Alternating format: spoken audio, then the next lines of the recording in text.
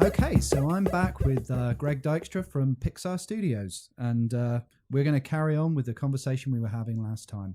So, the one thing I'm really interested in, Greg, is as a creative person, I mean, obviously, as a production studio, you run to a timetable, and when a film is released and you're already working on the next thing, does it kind of feel like you're revisiting the past a little bit? Or is it difficult for you to watch the films once you've actually gone through that creative process of making them when you've already moved on to the next thing? I do. We are very critical. So most of the time when a film is done, a lot of us here still wince at a few things, and we still, wish that we could do this or that a little bit better. But I think that's a good thing because we learn from that, and we build on that, and we progress as we go forward, and it's what we all want to do. I think we kind of have to have that desire to just I don't want to use it because it's so used so often, but we always want to push the envelope, not just in terms of technology, although that's a big thing too, but just in general, the look, the feel of the film, and how it makes us feel, how it made audiences feel. So I wouldn't call it difficult to look at, though. I actually, and I know there's a lot of people who I've heard a lot of actors say that they can't watch their own films. I'm not quite like that. I really enjoy seeing our past work because there's a whole lot of memories tied into that, and also it's a good way to see how far we've come. Yeah, it must be interesting having that sort of audience association of, oh, I remember doing this bit, I remember doing that bit. It must be, almost like a picture book in a way, like a family album of going through these films. And that must be sort of an interesting thing. And obviously the software, that a lot of the software you work with is the RenderMan software. And I'm quite interested from the point of view of, obviously, Blender is another one that sort of ended up evolving into an open source sort of thing. What's your viewpoints on things like Blender and sort of stuff like that, the open source equivalents of like RenderMan and things? I'm really intrigued about it. I don't know where it will go, but I love the idea of that shared technology and making it available to more people. There's, when I was a kid and interested in getting into film, even getting, we grew up in kind of a poor family. I mean, we didn't have a lot of stuff. It was hard to get things like movie cameras and stuff, and our school actually would lend us things, and that was really helpful. But having a Super 8 camera to start making films was really important, and it was a big part of my development. I think just starting to realize that I could do this stuff, that I wanted to do it, that it was exciting, and just start the early development process for how your brain would kind of solve problems. Just your normal training ground, young training ground. So anyway, I think that if the young people today could have easy access to things that give them much more power, basically, than those little Super 8 cameras. I mean, the power to edit and add sound effects and add effects and modify footage that they've shot or do animation directly into the computer and keep advancing. I mean, all of that stuff is just it's amazing. And I think if we didn't have something like Blender, it restricts people from doing that work, that kind of work and that kind of experimentation. It would restrict them based on the money that's involved to get that stuff, or it would restrict them from experimenting until they got into some college program that would allow them to start experimenting with these things. And I think it's much healthier, much more rewarding, and ultimately you'll get a better result if people can explore this stuff on their own without any guidance, at least prior to doing it in school. So it's creating a free-form foundation almost, where they can just have their creative juices sort of flowing through these things, so to speak, learning through doing. Yeah, and that I didn't I didn't go to college for the work that I do. I in no way would not recommend it, though. I think college is excellent, and I think people should go to school, film schools, and really get the exposure, especially to a lot of different people with different ideas. I mean, that's one of the most exciting things about working for a studio like Pixar, is that you can you are exposed to lots of people with different ways of thinking and different disciplines and different strengths, and it's very it's very electrifying. It's really great.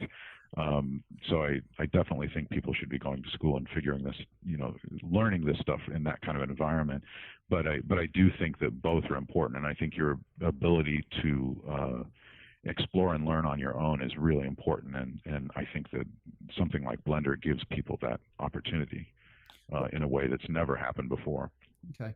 Now, an interesting and convenient transition into the next thing I want to talk about, which is your other venture, which is Paleomill. Is a few years ago you had a photograph on your back wall of a dinosaur, and you've got the good dinosaur coming out next year, I believe. So to touch more on that is how did you get into Paleomill, and explain to people what Paleomill is? Well, we're still trying to figure out what Paleomill is, but what it is it's a company that I set up in order to scan dinosaur skeletons and to make 3D prints from them. And the company exists as a way of us making it hopefully one day self-sustaining, because we're just in love with dinosaurs, and we want to help paleontologists, and we want to find ways to replicate those dinosaurs, so that if you have a 40-foot long T-Rex with a 5-foot long skull, you obviously can't bring that to your home, but you could bring a smaller version of that, like a 6-inch skull, and hold it in your hands and examine it and enjoy it, and it's an exact replica of what you saw in the museum. So that company was formed a few years ago in order for us to just start to go down the road of allowing a lot of paleontologists to have access to digitizing their collections, and hopefully ultimately will help with research, and then on like a consumer level, hopefully it'll help to inspire people to want to learn more about them, or to make study easier. I mean, having tread the boards between the commercial and the research world, a lot of the misconception most of the time is, particularly when you're working with sort of 3D imaging or reality capture sort of technologies, is that everybody knows about it, but they really don't. And so I think it would be interesting to sort of like ask you, what are paleontologists on a day-to-day basis actually using at the moment to normally record and sort of study, fossil records and things like that? Well, even though the scanning technology is beginning, to make its way into paleontology and other branches of science, you're absolutely right that it's pretty. People might be stunned to learn, how little it is used and how little is known about it, and so paleontology specifically has mostly relied on photographs and hand-drawn descriptions, basically, of the skeletons. So they'll be very detailed, very beautiful, by the way, hand-drawn drawings that were done back in the 1800s and all the way up until fairly recently. And that was the way that the paleontologists could measure the bone against the drawing and kind of account for any distortion that would happen in a photograph. All photography, has this distortion that happens in the lens, this foreshortening, so the further away a form is from the camera, it's going to be smaller, obviously, and the closer it is, it's going to be larger. The problem is that if you're working with some bone that has this kind of three-dimensional space, then something that's close to you is going to appear to be larger if you're trying to take measurements from it. And even if you match that to the piece, if you measure any forms that occur just a little bit further back in space, they have shrunk with the distance. And so if you do this scientific drawing, you can make sure that everything is the right measurement. And basically that is something that scanning can help with, because you can create a completely orthographic image, and it's something you can only do in the computer. And so you can have a very accurate scan, and you can basically flatten that scan so that it doesn't have, any distortions, and measurements can be taken off of it. And there's many other ways to take measurements using a digital data, but this is a way to do it in a paper, so that when somebody is looking at a flat image, it's still very accurate. But anyway, paleontologists have also had to study the forms in their natural sizes. And that's a very good thing. I mean, you need to come in, you need to be able to look at some of the detail that's recorded in the fossil, because you can actually see cellular detail in some fossils. They're so well preserved. But there are insights that are hard to gain when you can't actually have those bones moving because they're too large. And that's another thing that this can help with, is that you can hold those bones in your hand and examine them in a way, just tumbling them around, that you may get ideas or you may have observations that you couldn't have gotten any other way. And it's just the more you can increase the number of perspectives you can have on a given piece, the better you can study it. That's fantastic. And what sort of projects have you been working on thus far?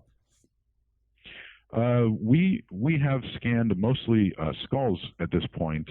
We've been working with the Black Hills Institute in South Dakota, mm-hmm. and they have access to a number of really good specimens. We are trying to make sure that we are getting the best specimens possible. We're trying to avoid compositing as much as possible. A lot of people may not realize that a lot of these skeletons that you'll see in museums have a fair percentage of incompleteness, and that's natural, because these are animals that died.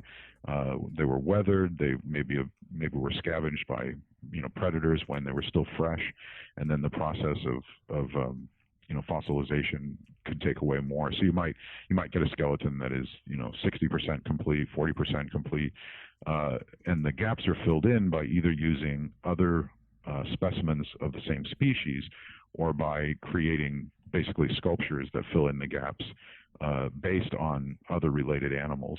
So the more complete you can get that, the more complete of a specimen that we can work with, the more reliable we can say it is. We've scanned a Stegosaurus skull. It was our very first project. The Stegosaurs are the ones with the big plates on the back. They have very small heads, and they have the spiked tails. We've also scanned a Camarasaurus, which is a type of long-necked dinosaur, the sauropods. We've done that skull. We've scanned a T-Rex skull from a very famous specimen named Stan. And we've done a little bit of Stan's post-cranial skeleton, so the skeleton outside of the skull. And then right now we're working on a specimen called Lane, which is a Triceratops. And Lane has an amazing amount of skeletal detail. The best Triceratops horridus specimen in the world right now, as far as completeness. And Lane has fossilized skin as well, and so we're going to be scanning that. But we're actually, even as we speak, we're scanning Lane's skeleton bone by bone, and we're eventually going to get a complete skeleton. And hopefully with that, we can start working on making this biomechanical study, maybe animating the skeleton itself. We can start putting the flesh back on. We can, eventually have a skin surface that is very reliable, because it's coming directly from fossilized tissue that can be scanned. So it'll be a pretty wonderful piece. And Lane right now, hopefully I'm getting the name exactly right, but it's the Houston Museum of Natural Sciences, I think, is where Lane is currently on display, the skeleton. But we're working with casts, and we're working with photos of the real bones, and we're going to eventually incorporate as much different kinds of material to scan from Lane to get as much detail as we can get. Well, a lot of times it's more efficient to take the skeleton apart, take all the bones apart, so you can get every nook and cranny, and then you can reassemble that later. There is going to college for me. I came across a professor of mine, and he did a lot with dinosaur skeletons, and especially their skulls.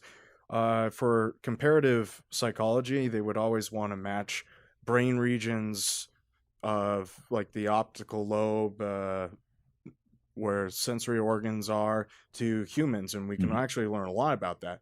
But he was doing some of this stuff with dinosaurs, and what he would do is always, make a plast and pour it down into the pretty much the skull, pull it out, and then just kind of look at the bumps and lumps to see, all right, this could be the visual cortex, this could be that. But it sounds like, wow, with scanning all this, you're getting an accurate detail that you're pretty much making the days of making up a good plaster kind of obsolete to some degree. Then, and it's really crazy for a Yeah, psychologist point of view. That is awesome. yeah, it's something too that maybe can be done more and more, and it is being done too with humans. I mean, with CAT scans, CT scans, they're now called. That that is a great way to look at you know like soft tissue that's no longer there. It often leaves an impression in the skeleton. And, this is true of people and of modern animals, but it's also true of dinosaurs. And sometimes, you can trace optic nerves through the canals that they traveled through when the animal was alive. You could, just like you said, you can look at the proportion of different lobes of the brain and how they relate to each other, and it'll give you an idea of what was important in that animal's daily life. What was the proportion of olfactory tissue, how important was smell to them, how important was sight to them. You can just see these different developmental areas and understand maybe how the animal performed. And sometimes you can apply things like just general brain size to the animal, but that more and more we're finding that the brain size isn't as critical as we once thought it was. There's a lot of animals, including birds, that have pretty small brains, but the brains are organized very efficiently. In birds, it has to be, because the bird has to fly. So the brain has to be very light. So through just regular evolution, the brain has gotten to be a more and more efficient organ. So there can be a lot of complexity that you see coming from a very small brain, and we see that in even some arthropods, some insects. Signs of intelligence in jumping spiders and other animals, which jumping spiders do tend to have proportionally a lot of brain tissue, but it's still a very small brain overall. So anyway, to analyze tissue that isn't there by the cavity that it left is a really big part of this. So far, Paleomill isn't doing any kind of CT scan work. Everything we do is based on surface scans. But it's definitely something that we want to get into later, and we cherish the value of that as it's being used in other sciences, including paleontology. There's other specimens that we've scanned that were still in the matrix, and the matrix is just what we call the rock and dirt that is surrounding the fossil itself. And when it's still in the field, when it's still in the ground, and a lot of times to protect all the contextual information and to protect the bones themselves until you can get it into a laboratory setting and really clean them and take care of them very, very well under very controlled conditions. Sometimes you remove this whole chunk of ground that the fossils are sitting in, and there are times when the last thing you want to do is to disturb that contextual information. You don't want to dig into it because you're going to lose a lot. And a really good solution to that is to get it into a large CT scanner. And there's several of them around the world that can penetrate like 9 feet or more through a giant fossil. And then you can actually get a three-dimensional recording of all the stuff that's in there and differentiate between the fossil bone and the matrix, and you can literally then extract from that data the fossils themselves, and you could print them out, maybe full size, and have a replica of those bones without having to disturb the fossil itself. Right. So at the moment then, with the data that you're using, what sort of softwares and solutions are you using? And sort of how are you combining your skills as a sculptor stroke, long time period animator with what you're doing with Paleomill? I think we, at Pixar, we do these scans, and that's certainly one of the ideas that kind of I started thinking, well, it works really well with the stuff we're doing. Why can't we go and do that with the dinosaur skeletons? But we use a different suite of software to. Once the scanning itself can take a long time, especially the way we do it, because we're very meticulous. But that's nothing compared to the post processing. And the post processing, we might use there's a software called 3D Coat. We might use Maya. We might use all kinds of things that were kind of designed for the animation market, but it's really identical. Some of the things those kinds of software offer are exactly what we need. We need to be able to turn the bone in space. We need to be able to clean up, aberrations. We need to join different scans. We need to sometimes, a lot of times we work on the shape data itself and get that taken care of. But the kind of scanner we use, which is a strobe-driven photogrammatic scanner, that's the thing that we use most for the dinosaur skeletons. We're also recording all the surface color and texture, and so we need to eventually reapply that. And sometimes one scan pass might be a little slightly different than another scan pass, and so we might have to even out color to make it more accurate to the original. So really, that's what's happening with Pixar too. In the early days of Pixar, we basically designed the software that we needed, and Maya was a huge part of that.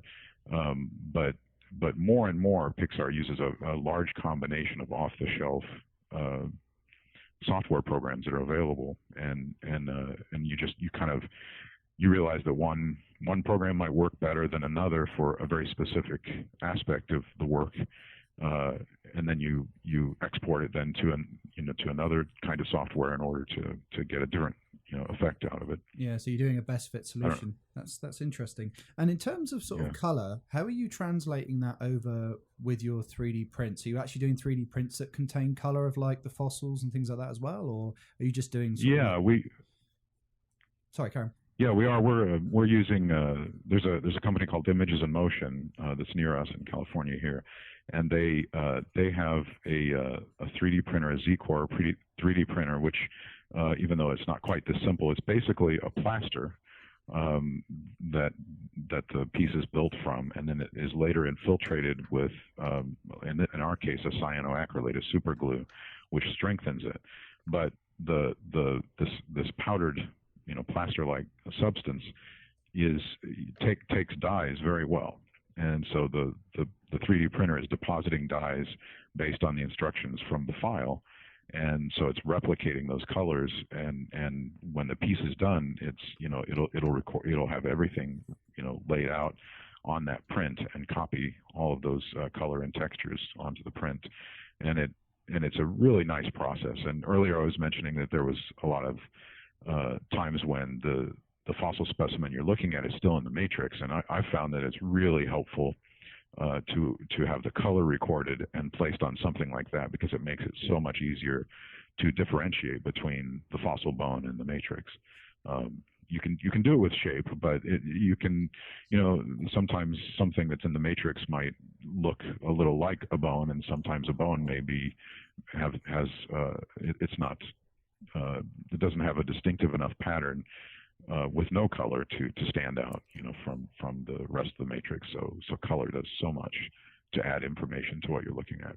I have a question. Do you ever think that in the future you could just scan something in the matrix and then print it out without ever taking it out of the matrix? Yes, exactly. That's something that is a wonderful, advantage of doing something like a CAT scan, is that a CT scan, is that we can separate the skeleton and just print the skeleton itself, and basically make all of the matrix just disappear in the digital file. Right now, as a lot of this, there's many different scanning technologies, and there's so many an equally great number of 3D printing technologies. And so, you can do it with various kinds of printers, and it can come out as a polymer or a plastic or whatever. But there are some that have really high resolution prints, and even though at this point in time it would be pretty expensive, you could print out a skeleton with pretty high resolution and make it a 1-to-1 size thing, so that you could almost exactly replicate the fossil, at least down to a certain level, without having the matrix to deal with. Okay, and before we go, I always ask people basically 5 things that they would like the audience to take away. This could be any sort of resource. It could be a book, it could be a website, software, anything you want. So if there was 5 things that the audience could take away from you, what would you tell them they would be? What is it? Let me think here for a moment. What is it? Ed Catmull just put out a book, and I'm suddenly drawing a blank as to what it is. Once you see it, you should have remembered it. Anyway, it's called Creativity Incorporated. And what's very interesting about it is that he goes through. Ed is such a beautiful scientist. He's got a PhD, but he has this way of looking at things that's very honest and very complete, and he constantly wants to learn and observe. And maybe can give you this kind of foundation. What's cool about this book is its observation of human nature and how it relates to trying to get jobs done, both creative and technical. And it talks about his philosophies as well as the history of Pixar. And it's just a very nice book that I would highly recommend, because it kind of gives you his perspective on things. And since he's really the founder of Pixar, it's a good person to hear this stuff from. Yeah, I mean, it's interesting. So sorry, carry on. I'm listening. Sorry. Oh, no. Yeah, go ahead. No. It's basically it's interesting with Ed, because obviously he was at the University of Utah with people like Alan Kay and Newell and things like that as well, and they all seem to have that similar perspective. I actually watched a presentation that Alan gave a little while ago back at Utah, and it seems as though they had some very key lecturers there at the time that instilled some really fantastic sort of research and professional values in that sort of crop of scientists that came out of there. He's an interesting guy, really interesting. Yeah.